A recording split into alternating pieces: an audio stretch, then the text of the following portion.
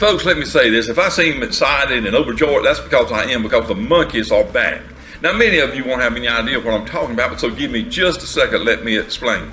Before Disney came to Florida and all these other theme parks followed, Silver Springs, Marineland, and St. Augustine were like the main sightseeing attractions in the state of Florida. So for years, we would come down here on vacation. Our dad would bring us when we were little, and they had the riverboat cruise, they had the glass bottom cruise, they had, Ross Adam was here with his reptile show, one of the first in the United States, where he actually would milk rattlesnakes and wrestle alligators.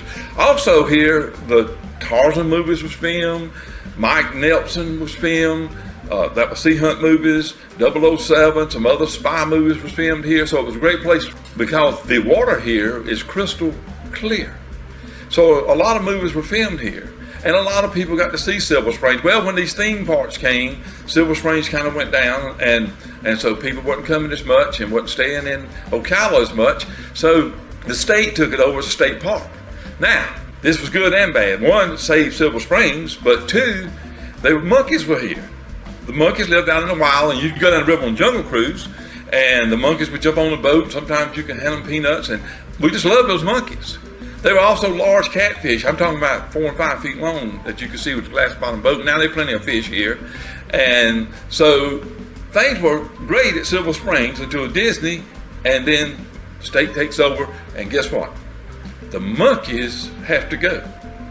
The state says that their wildlife people had found that if a monkey bit somebody, they never have, but they could get this disease and it could kill somebody. So at first they were going to just exterminate monkeys. Well, this lady, she got behind it and with her movement, and so they finally come to agreement that the monkeys would be moved to Morgan Island right outside Beaufort, right close where I used to live at one time. And Morgan Island, a lot of people call it, especially live there, call it Monkey Island. Well, that's owned by the U.S. government, and the monkeys are used there for experiment purposes. And people are not allowed on Monkey Island. You can't go on a tour and go on Monkey Island. Matter of fact, if you go to Monkey Island, there are buoys out from the island, and you can only get so close by boat, and you have to stop. So if you see a monkey on Morgan Island, it'll be through binoculars or some other telephoto lens or something like this. But anyway, came back to Silver Springs a few years ago and discovered that the monkeys were gone, and I was heartbroken because I knew the story behind it. I said, well, that's just awful that these monkeys were gone. People loved these monkeys. Well, this time we came to shoot our Sunday morning message, and we were going to Juniper Springs, which is about 15, 16 miles from here, and the internet didn't say anything about it. We get to Juniper Springs, people's lined up, gates closed due to COVID. Well, they could have said that because some people we came 400 miles, and other people came even further, and nobody had heard that it was closed. But anyway, things work out. God works things out for our favor. So we come here to Silver Springs. We said, well, we'll just shoot at Silver Springs. It's a spring, and it relates to a sermon. It's the headwaters for a river, and that's where we need to be, so we'll go to Silver Springs. So we get here at Silver Springs and sit up, start shooting, and there's a glass bottom boat across the way, and I listen and I hear this woman yell, "There is a monkey." And I look and I can't see it at first, and then I heard the guide say these words, "Wow, that is the first monkey that I've seen since the park reopened." Can you believe that? We're there on the very day that the first monkey is seen since the park reopened. So we go around, we finish the sermon, and I hope you enjoy that. I hope you watch that. It's very, very informative, very good sermon. God bless. So we go around and we look and we start watching the trees, and there's other monkeys. You have to pay attention to really spot these monkeys. They camouflage very well.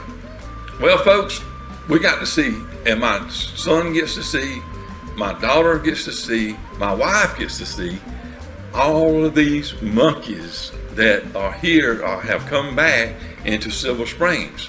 Now, what I found out since moving them out, they actually hired a trapper from Beaufort to come trap them and move them to Morgan Island. But some of them, monkeys smarter than you think they are, some of them had moved deeper into the woods and they bred back there. And now guess what? Research says that there are over 300 monkeys back there in those woods. And so they may do a sterilization program or something, try to keep population down. That's fine. I'm good with that. I don't like anything to be exterminated that God created. And one thing is moving to Morgan Island. I'm not sure that's a good answer. I hope to be experimented on. Folks, let me say this. Bring your kids here. Get them out of the theme parks. They won't remember a thing about that roller coaster ride when it's over with.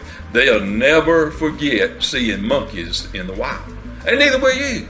You will enjoy a day at Silver Springs. Now, we don't get paid a dime, or our ministry don't receive a penny for promoting this park.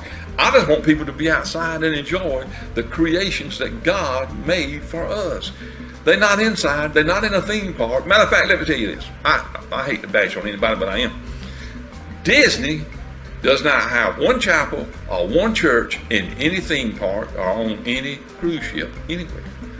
They are not connected to any kind of church or Christian organization. Now, Christians, think about that.